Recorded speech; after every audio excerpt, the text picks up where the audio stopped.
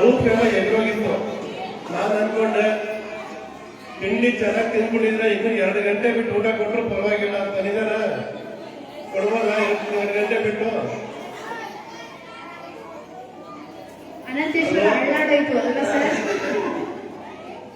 ನಿಮ್ಗೆ ಹೆಚ್ಚು 11 ಗಂಟೆ 2 ಗಂಟೆವರೆಗೂ ಕೂಡ ಇವತ್ತು ನಿಮ್ ಖುಷಿ ನೋಡಿ ಕೂತ್ಕೊಂಡಿಲ್ಲ ಆಯ್ತು. ಹಾಗೆ ನಮ್ಮ ವೆಂಕಟೇಶ್ ಅವರು ಕೂಡ ಅದು ಹೆಂಗೆ ಕೂತ್ಕೊಂಡು ನನಗೂ ಗೊತ್ತಿಲ್ಲ, ನಿಮ್ಮನ್ನು ನೋಡಿ ಎಲ್ಲ ಕೂತ್ಕೊಂಡ್ಬಿಟ್ಟಿದ್ದಾರೆ. ಹಾಗೆ ನಮ್ಮ ಚಿಕ್ಕಣ್ಣವರು ರಾಷ್ಟ್ರ ಪ್ರಶಸ್ತಿ ವಿಜೇತ ಕಲಾವಿದರು, ಅವರ ಚಿತ್ರಕಲೆಯನ್ನು ನೋಡಬೇಕು ಅಷ್ಟು ಚೆನ್ನಾಗಿದೆ, ಅವರು ನಿಂತಿದ್ದಾರೆ. ಹಾಗೆ ನಮ್ಮ ಅಲಯನ್ಸ್ ಸಂಸ್ಥೆ ಮೊದಲನೇ ಮಹಿಳೆ ಇಂದ್ರಮ್ಮ ಅವರಿದ್ದಾರೆ.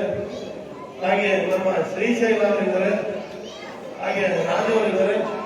ಜೊತೆಗೆ ಈ ಒಂದು ಕಾರ್ಯಕ್ರಮದ ಕೇಂದ್ರ ಬಿಂದುಗಳು ಹಾಗೂ ಸಿರಿ ವಿದ್ಯಾಲಯದ ಸ್ಥಾಪಕರು, ಅಧ್ಯಕ್ಷರು, ಕಾರ್ಯದರ್ಶಿಗಳು ಅದಕ್ಕೆ ಸಿರಿಬಾಲು ಮತ್ತು ಶೋಭಾ ಸಿರಿಬಾಲು ಅವರು ನಿಮ್ಮ ಮುಂದೆ ಇವತ್ತು ಯಶಸ್ವಿಯಾಗಿ ಕಾರ್ಯಕ್ರಮದಲ್ಲಿ ಭಾಗವಹಿಸಿದ್ದಾರೆ. ಜೊತೆಗೆ ಅವ್ರ ಮಗಳು ಸಿರಿಮಾ ಮತ್ತೆ ಅವ್ರ ಯಜಮಾನರು ಮನೋಜ್ ಅವರು ಕೂಡ ಇವತ್ತು ಕೂತ್ಕೊಂಡು ಇಡೀ ಒಂದು ಕುಟುಂಬ ಈ ಒಂದು ಖುಷಿಯ ವಾತಾವರಣದಲ್ಲಿ ಭಾಗಿಯಾಗಿರುತ್ತದೆ. ನಮಗೂ ಖುಷಿ ಆಗ್ತಾ ಇದೆ. ಇವತ್ತು ಒಂದು ಅದ್ದೂರಿಯಾದ ಒಂದು ಸ್ವಾಗತವನ್ನ ತಾವೆಲ್ಲರೂ ಕೂಡ ಕೊಟ್ರಿ.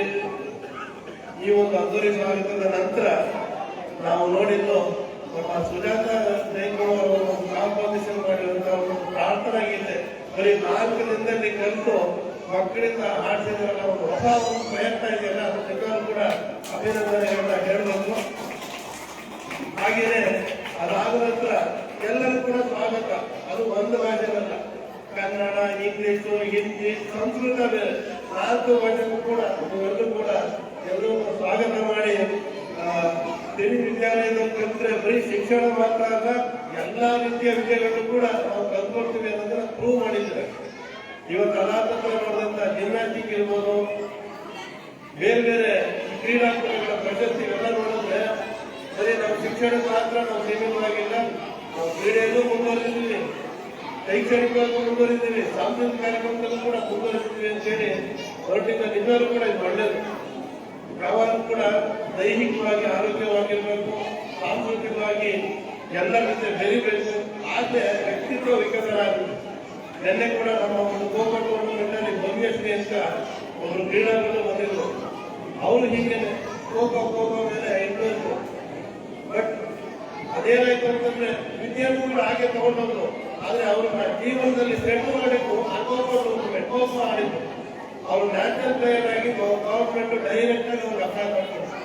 ಆ ರೀತಿ ಕ್ರೀಡೆಗಳು ಕೂಡ ಅಷ್ಟೇ ಮಹತ್ವ ಸಮಾಜ ಕೊಡ್ತಾರೆ, ಸರ್ಕಾರ ಕೊಡ್ತಾ ಇದೆ.